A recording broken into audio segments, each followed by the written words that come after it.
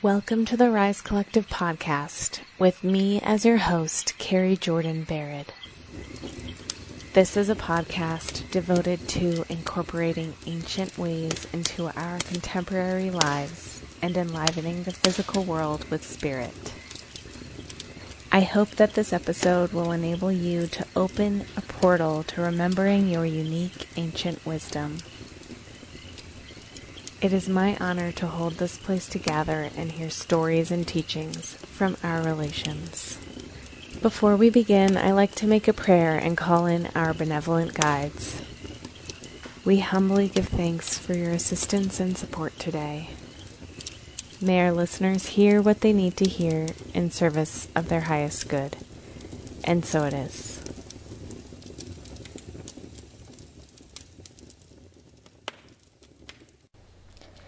Karen Roberts is joining us today to share about the importance of energy medicine and working with the light. Karen has been my beloved client since 2017, and I feel very passionate about her work. Together, we are offering the Rise Collective Mystery School. It'll be opening again in the spring. You can head to therisecollective.org/program to get on the wait list. Karen Roberts is a divine communicator and energy healing practitioner, teacher, and author of the book While You Were Dreaming. While You Were Dreaming is a wonderful collection of her divine channels that have come through from Saint Germain, paired with her personal healing and spiritual journey. It's a beautiful book that you can read page by page, or you can also use it as an oracle. Karen is trained in Peruvian shamanism, Reiki, the Melchizedek method, the Diana Cooper School Foundation, and advanced angels therapy with Doreen Virtue. Her healing skills have developed to an original combination, a very unique and original combination of what she has learned and gathered through her journey, paired with her own inner talents. I hope you enjoy the interview. So we're going to breathe. Just breathe in the energy of love and light and really feel it come from the depths of your field.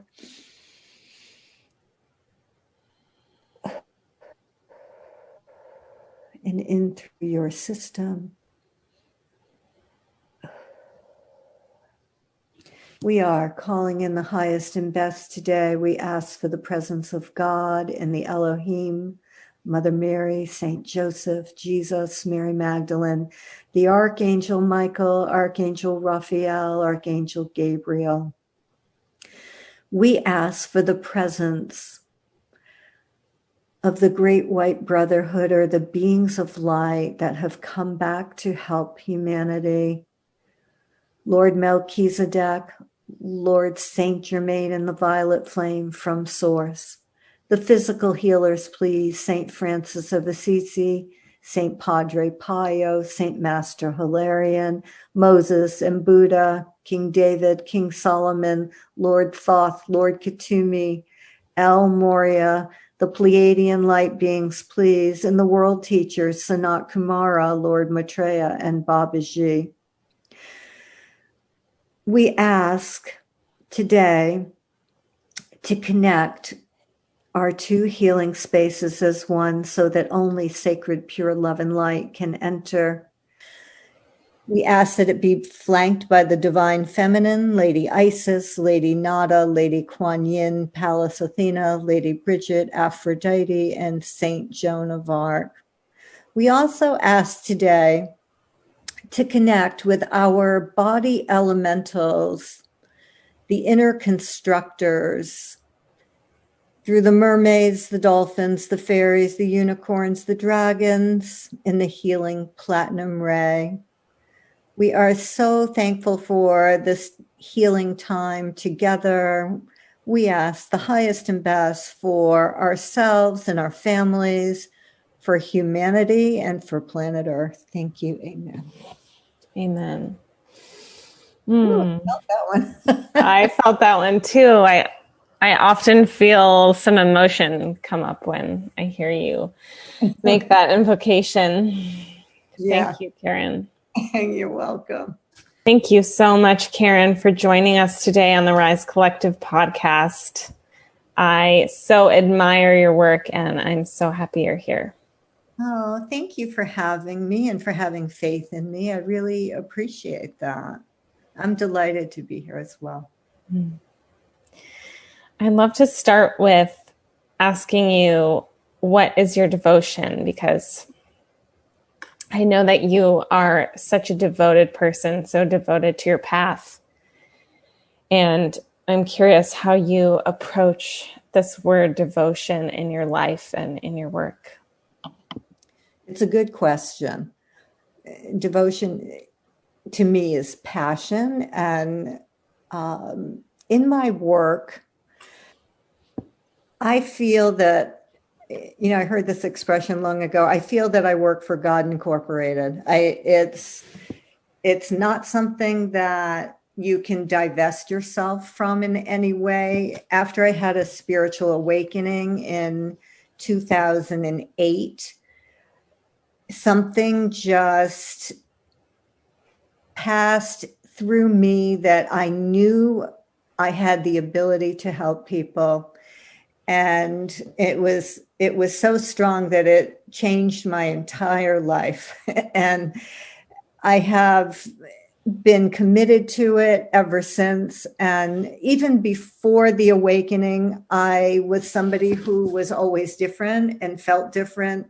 I felt that an uncomfortableness on the planet and with other people.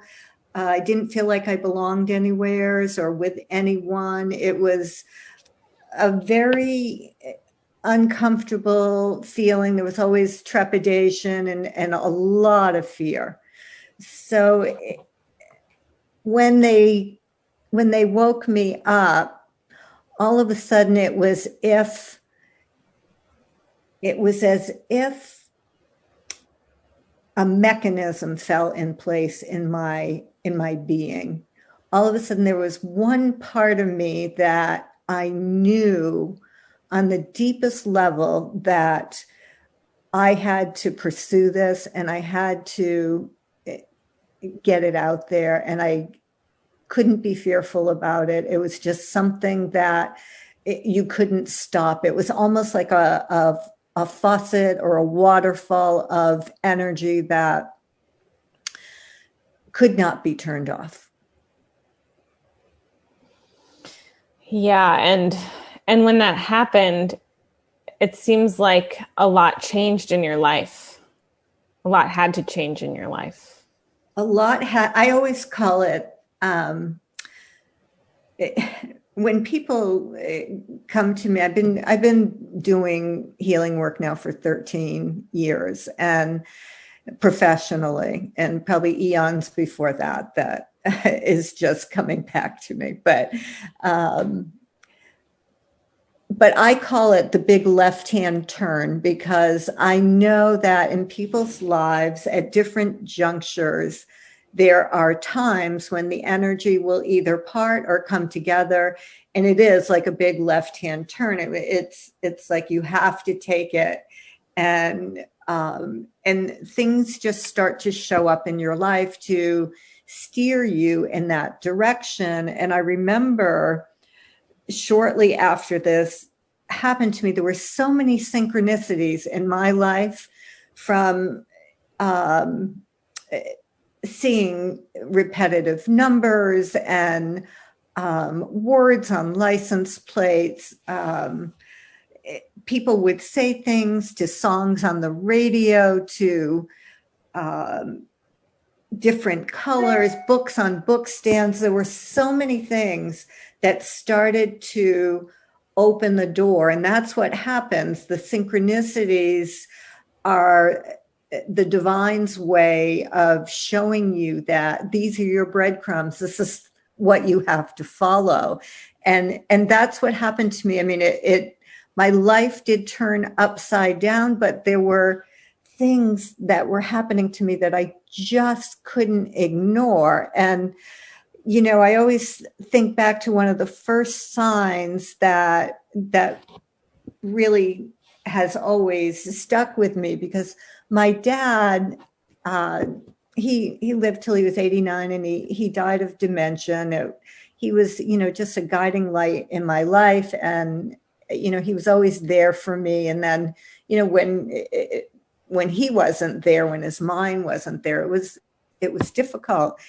And towards the end, he was in a nursing home, and my sister, he hadn't, done anything but sit for, a few years, because that's what they do with you there. And I remember when this all started, my sister had him, it was my birthday, and she had him write me in his handwriting, and it was very shaky, sign a birthday card, and she sent it to me.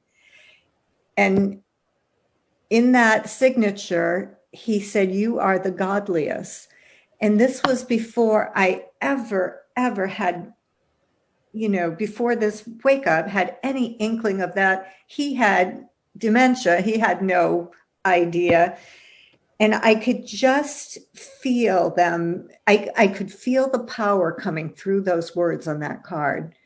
And I thought, okay, here's another sign. And then the signs just started to open up everywhere. And no matter where I looked or what I did, there was something that was repetitive or was about God consciousness. And believe me, I had never thought of that stuff for, forever. And so that's how I knew.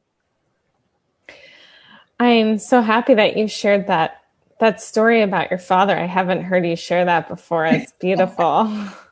He was in touch with something otherworldly at that time, it sounds like. Yeah, I definitely think he was. And one more thing about him was that his hobby was photography. He had all kinds of cameras, and he would take me with him in different places. And he'd say to me, "Look at the light, look at the light." And he was always taking photographs of the light. And that too came to me later on. I never realized it at the time, but then I thought to myself, okay, remember that? This is not a coincidence. He was always telling you, look at the light. Yeah. And that is your message, like your life message now. Isn't that crazy? Wow. Wow. Yeah. And I heard you also say that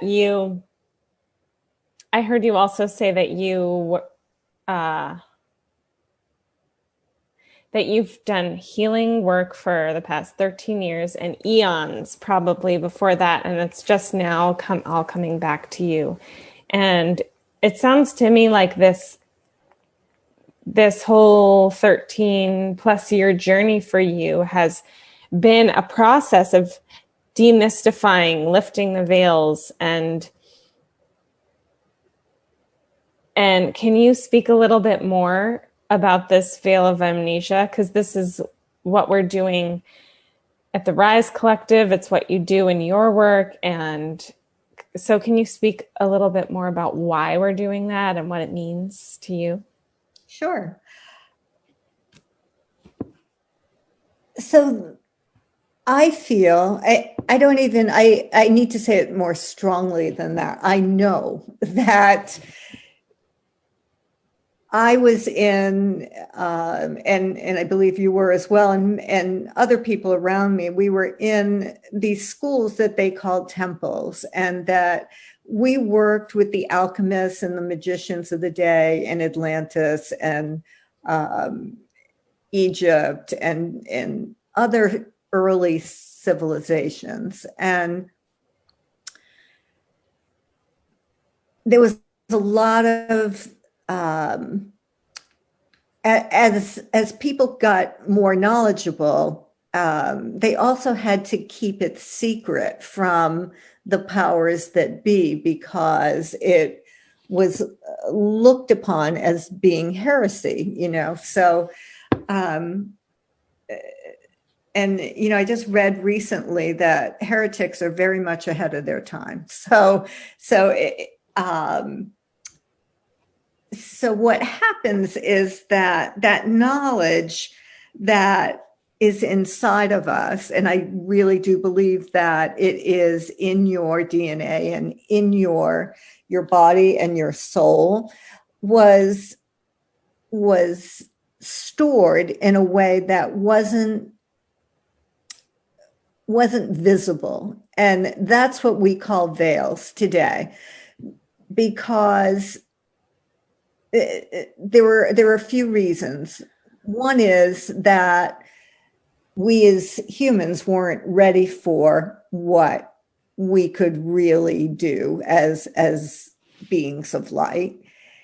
And the other reasons are that it was such valuable knowledge that it was stored for safety and for protection. And now, as humans evolve, hopefully, we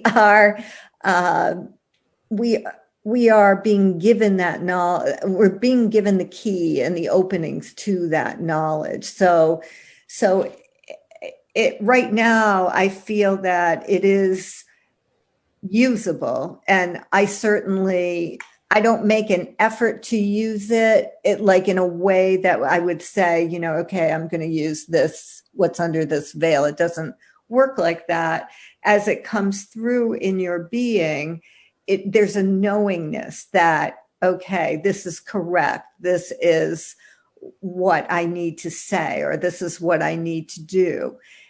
And that's how it's coming forward through our emotions and our feelings, and being able to utilize things that we've never been able to utilize before for the advent and the advancement of human beings. And because we are such incredible healers, all of us, we all have this ability. If only we wouldn't try to push it down or anesthetize it or medicate it. We just have everything inside of us that we need. I truly, truly believe that. And when I do energy healings, I can feel it, I can see it, I know it, and it changes people's lives, not because I'm doing it, because that energy is doing it, because it's source energy, it's who we are. And people at large aren't comfortable with it, so they go through all these things in order not to feel it. But feeling it is, that's my number one way to know what I'm doing is right when I'm performing a healing, and I don't even perform them, they're performed through me. But if I couldn't feel this, then I wouldn't know it. And people have gifts in different ways. Some people hear it, some people feel it. The clairvoyance is clairsentience and clear hearing and all of that. And so we need all of those feelings and emotions to actually understand that this is what we are capable of. If you don't feel it, then how would you know? Absolutely. I think that this is a very deep, deep form of emotional intelligence Exactly. It's deeper than I ever thought was possible in many ways. And in this past year, I have become aware of my sense of knowing in such an attuned and such a specific, discerning way, to where I've been able to see in hindsight what has been so out of alignment. And now I've brought myself, it feels like, several levels above in just the past year of my levels of knowing, my access to my inner knowing, and my access to these levels of emotional intelligence. And as you were speaking about I don't think you called it numbing, but to me, it occurs as numbing. There's so many ways that we can numb out our emotional experience and our inner knowing And that seems really problematic to me in a time where, well, maybe not problematic, but it's just something to really be aware of in a time where this knowing is so essential. So it could be pharmaceutical ways of numbing out, or drugs, alcohol, internet, TV, whatever it is that takes us out of our own experience, because our experience is what is informing us about what's happening in the other realms and who's helping us. Absolute truth. And, you know, I believe that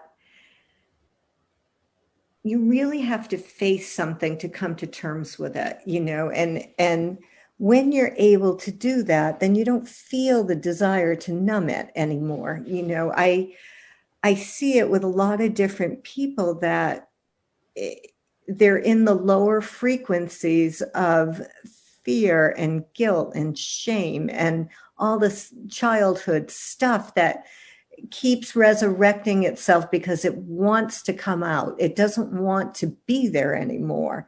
But to a lot of people, that it's frightening to look at that. That's like the boogeyman, you know. That's the for me, it used to be, my parents had this basement that was scary, and to me it was like, wow, there's a monster in there, and that's what this is. But when you face the monster and you are able to look at it and see it for what it was and recognize that everything's happening for our highest good, you know, it's I think for people now, there's so much fear out there. If you keep anesthetizing it and stuffing it down and not facing it, because we're being cleaned out from our heart of hearts inside by the divine, all the old stuff is trying to leave, and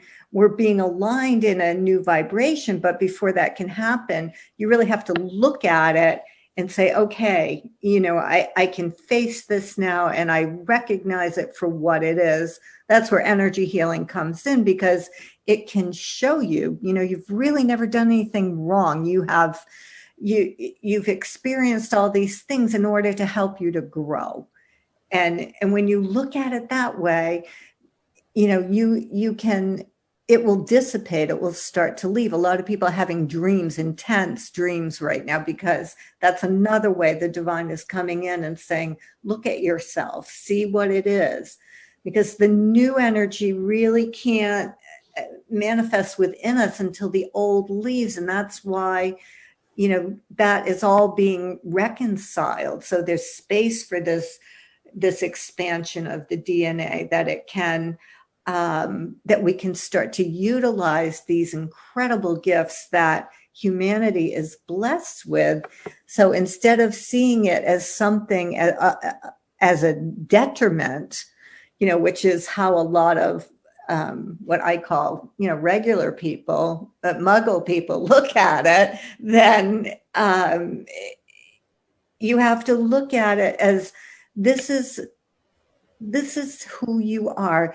This is how you got to this point in time.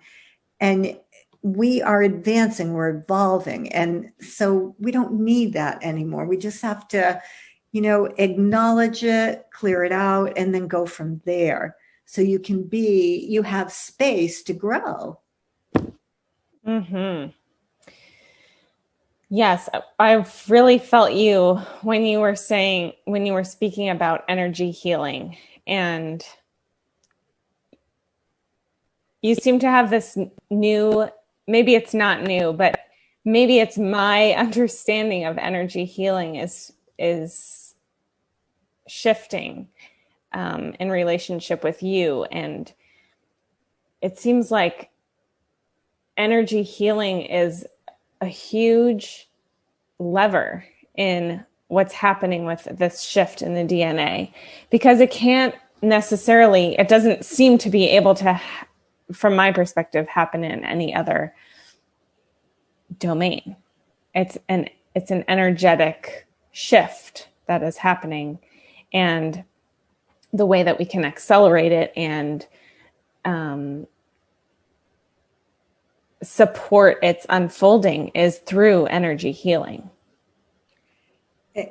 That's the way I see it, because, I mean, energy can't be created or destroyed. It just travels. And in your system, we actually have an energy body. We have the spiritual, energetic, physical, and emotional bodies.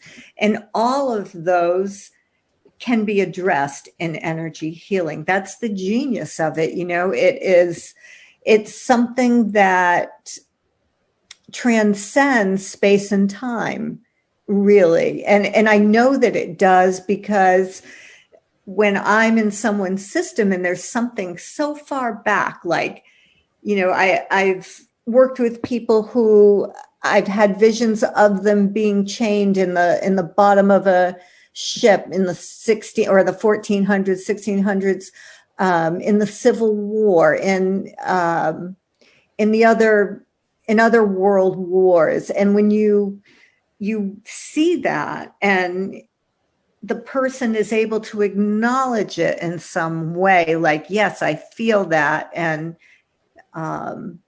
or they'll give you some other hint or synchronicity that you're correct.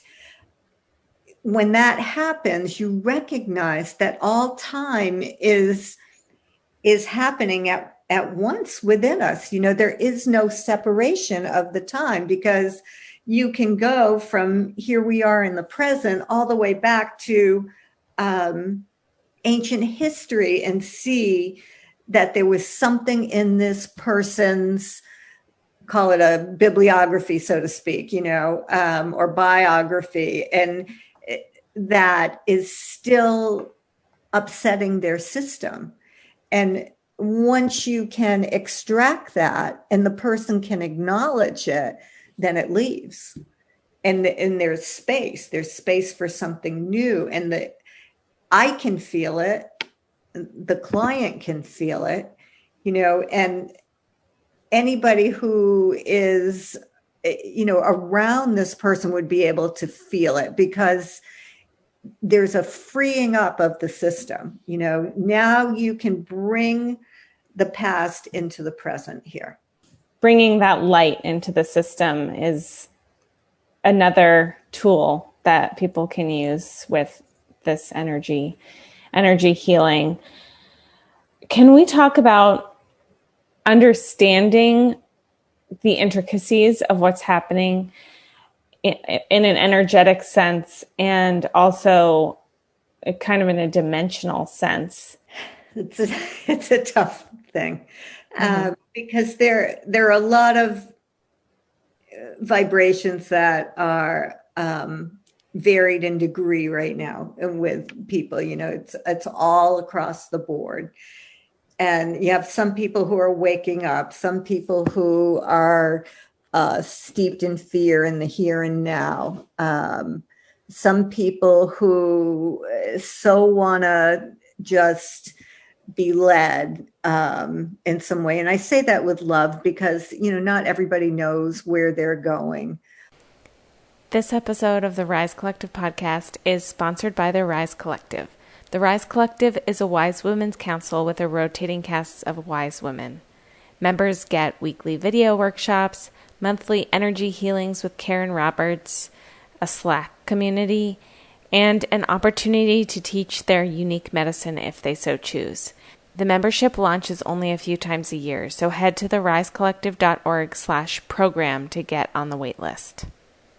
I think right now we have to be more empathetic with boundaries. For those of us who see, you want everybody to be able to see that way. And it feels odd when you're in a place where people can't see, or just being out in public, or even people who are related to you that you're talking to who cannot understand or would not understand what you're talking about. So to me, I've adopted to just be really loving and to connect with your soul in a way that you can start to send people light, because getting annoyed with it, getting impatient with it, that does absolutely nothing. And so we ourselves, people who are light workers, which you and I both are, we're being called to take the road of higher love. That's what is going to change things. And even if it doesn't change the people that you are creating a different vibration by doing that. And you're also raising your frequency. And again, back to my dad, he used to say you can catch more flies with honey than with vinegar. And he'd say that all the time. And I never really, thought about it or thought to do it, but it makes sense, because once you start to recognize that love is what creates and all the rest of it is what detracts, so you have to hold kind of steadfast to that. Do I get mad at what I see? Yes, I do. And that's okay. But by and large, I'm trying to take the road of gentleness and of kindness with truth in it. It doesn't mean to, sweeten it to the point where it's incorrect. I don't believe in that either, but everything is serving a purpose. Even the darkness serves a purpose. So we have to, face it all. We have to love it all, the light and the darkness and the adversity and all of this. But at the same time, we also have to stand in our power. And you have to realize that there are no quick fixes, and that, nothing outside of you is going to help this situation. It's in here. That's what we have to change, and that's the hardest thing for people, because it's such ingrained behavior.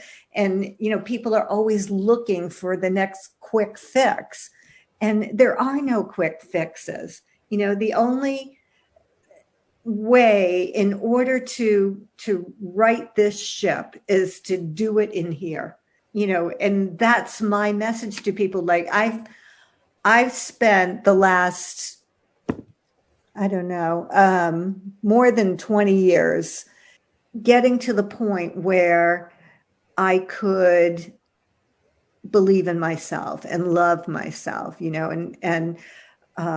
and I love the light beyond measure, because they're always with me. They're with everybody if you can start to believe it and tune into it. And you have to do the work. You really have to look honestly at yourself and say, okay, this isn't working. This is not right. This is why I'm stuck in the same old paradigm, and I'm done with that. And every day you have to work it, not just changing your thoughts. It's how you feel. It's what's in here. I've heard it said that, a lot of people that profess to have or preach positive thoughts are thinking God knows what inside. And so positive thought alone does not change you. That's why healing is so important, because you've got to change what's in your heart. You've got to look at yourself. And by the time you get to a certain age, those patterns are so ingrained. If you don't work at it, then it's going to overtake you, and then it becomes your biology and everything else. So it's something that I work at every single day. I also think that while we're changing, the earth is also changing. And when we're in nature and we can communicate with the earth, that to me is the most satisfying thing right now, Absolutely. to be in the woods, or whether it's snowing or it's sunny or whatever it is, every day I have to have my outside time because that's what it keeps me centered. And, when I walk on the earth or around the ocean, I try to take the essence of it into my body every time I take a step. Just come through me, make me feel, that I'm one with you. And I do, I can feel the feelings of the earth and the pulsation of it. When you start to train yourself, you really can. Beautiful. I really enjoyed hearing about how you walk on the earth and you have this practice of asking the earth to help you feel one with her. And it reminded me of what you said earlier about you have to do the work. You have to do the work every day. And when I think about doing the work, it's not necessarily, and I imagine you have a version of this too, it's not necessarily like sit down at your desk and do the work. It's all the little moments throughout the day that are the making ceremony every day when you're at the beach, when you're walking in nature. It's asking. And then it's like, it's blessing your food. It's ceremony. All these small things throughout the day of being conscious and being present. You talk about the here and now, and presence. What are some small ways to bring that in? Well, you're absolutely right. I like rituals. You do have to have a ritual. I get up every single morning. I love candles. I always have a candle lit. And every single day, after I've lit my first candle, I do call in my divine team. And even if you don't know how to do that, you can just sit there and you can say, let me feel good today. Bless my very existence by the fact that I am so grateful for everything that I have. I'm grateful for this healthy body. I'm grateful for being able to eat organic food. I'm grateful for, where I live, anything that I can express gratitude for, I think is a very important ritual. I always ask for healing for the people I love. I surround them with light as I've been taught to do. And I feel that when I'm in that state of gratitude, then I really feel it come through me. You can start to cultivate this energetic dialogue, if you will, with the divine. Doing a ceremony and setting intentions, they tell me, is so important. So, what do you want that day? And sometimes, it's the same intention every day, joy and gratitude, divine and perfect health, abundance, inner peace, whatever it is. And I think meditating is really, really important. I tend to meditate 2 or 3 times a day. And, sometimes my ego will show up and it's not like a successful meditation, but I do attempt it every day. And what I feel is, and what the guides say, it's not a place to get lost. A meditation is a state of communication beyond the here and now. That's where you want to go. And you always want to ask for divine white light, because the spirit world is very much like this world. And there are, spirits of the light and spirits that are not. So you always want to make sure that you're associating with the light. So by in a prayerful place and in asking for that light, maybe when you're doing an intention, and it doesn't have to be long, it's just, it's just habitual. At night, I'll say, okay, please surround me with the light. bring all the light beings in. Let me have a good night's sleep. The one thing that can disconnect you to is a place that is cluttered with memories or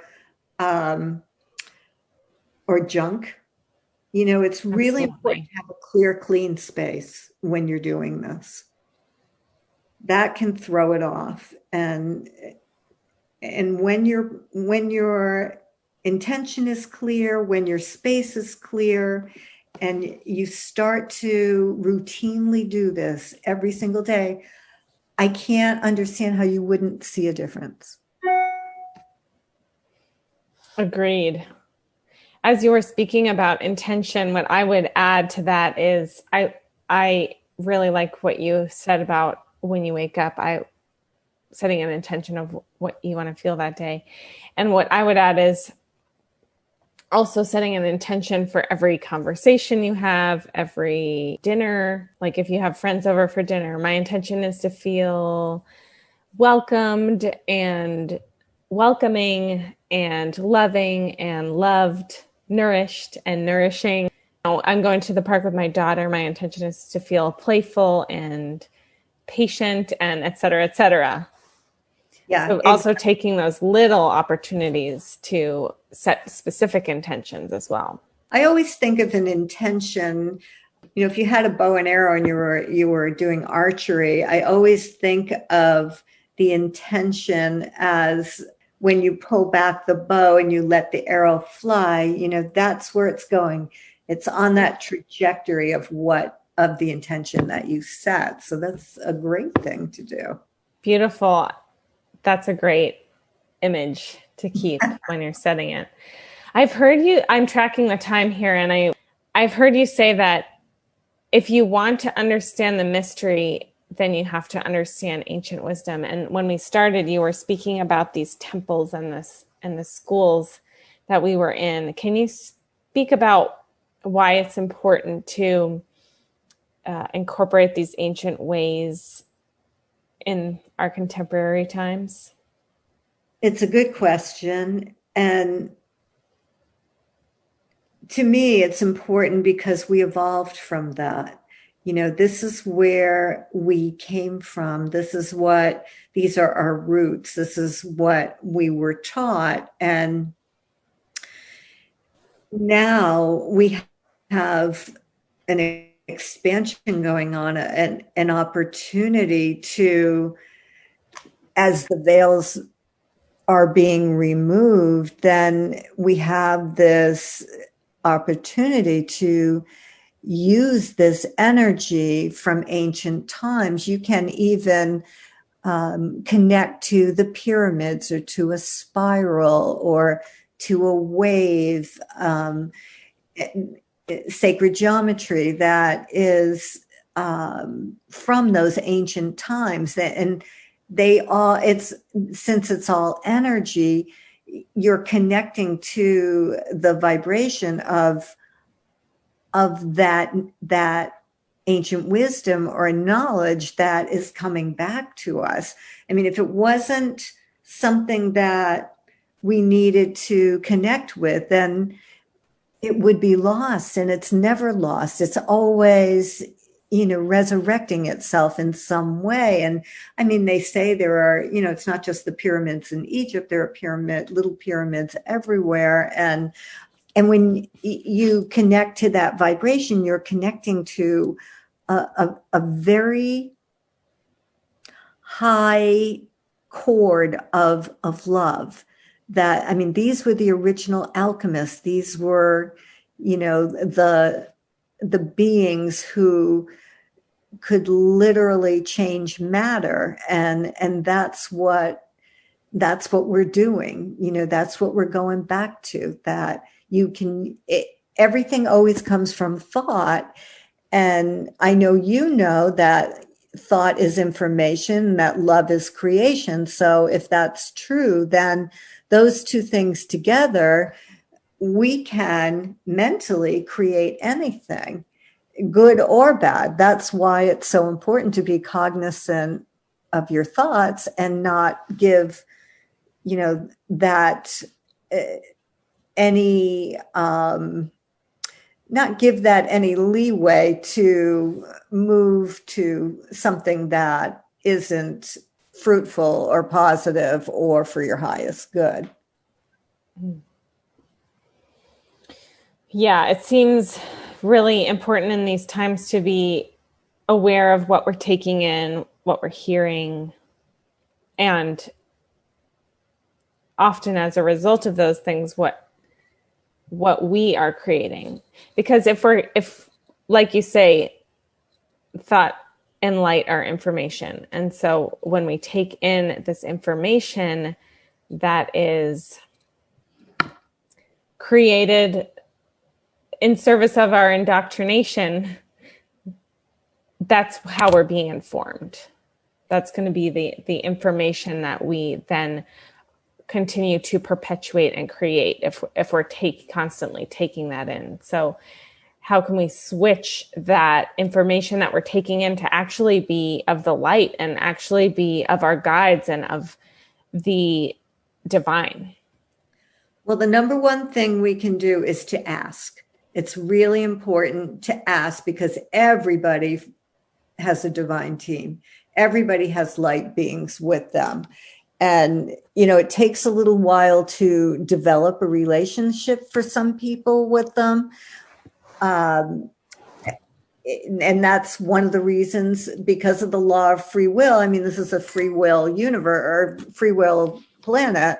So we have to ask. And if you keep it in a purified paradigm, in your mind, if you can keep it in a way that is constantly connecting to the good and to the parts of us that are the higher fields of light, if you can keep yourself in a space that is in the light, through gratitude and through love and through compassion and all those magnificent feelings, then you start to connect with it. So that's why it's so important to stay. I mean, words also have a vibration that we use. And so, when you hear language that is rough or tough, you get kind of a pit in your stomach. But because it's such a low vibration, but when you stay in language and feelings that are in a loving space, then you're going to connect to that, to your divine team, and also to greater wisdom and knowledge. It's like anything else. It's a building block. You can't go from, when you go from zero to, you're trying to go from 0 to 100, you're going to bypass all the wonderful things that you need along the way. It doesn't happen instantaneously. It's a journey. It's a walk through an energy and time. And so it's something that has to be cultivated. It's something that you have to create a habit of doing this. And when you can do that, then it starts to become like second nature. Mm. Yes, this image of the building blocks, it feels very tangible to me. And each of these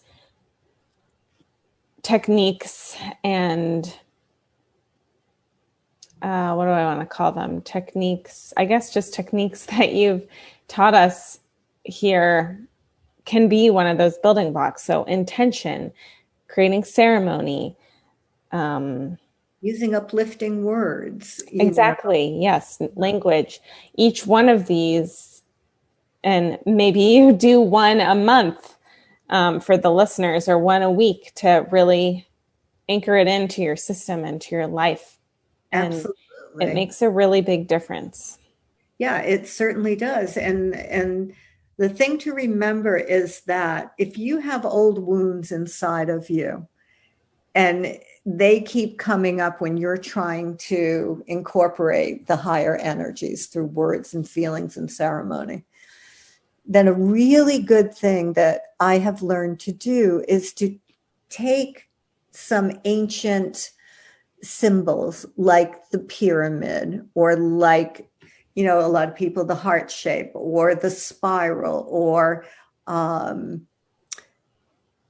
geometric lines and shapes, and visualize them in each center chakra. And that's really helpful. That's a tool to, if you don't feel safe on the earth, then anchor a pyramid into your first center, and because that's filled with power and it's going to help you. I love that. Yes, this language of symbols is another technique to use. Yeah, symbology, yeah, really important. And once I started incorporating the ancient into my system, that helped me so much. I was able to, move beyond that old energy and forgive it and let it go forever. Yes. Letting go of the old and welcoming the new. This feels like a really good place to complete, although it does feel like there's a lot more to say. So maybe, we'll definitely have to do another one of these. Thank you so much for joining us today, Karen. It's been a pleasure as always. Oh, thank you for having me, Carrie. I really enjoyed it, and lots of love to you and to our planet and humanity, and we can do this. You can go to KarenBethRoberts.com to learn more about Karen Roberts. On her website, you can buy her book, While You Were Dreaming, schedule a powerful energy healing session with her, which I highly recommend, and sign up for her newsletter so that you can find out the next time she opens her mentorship program.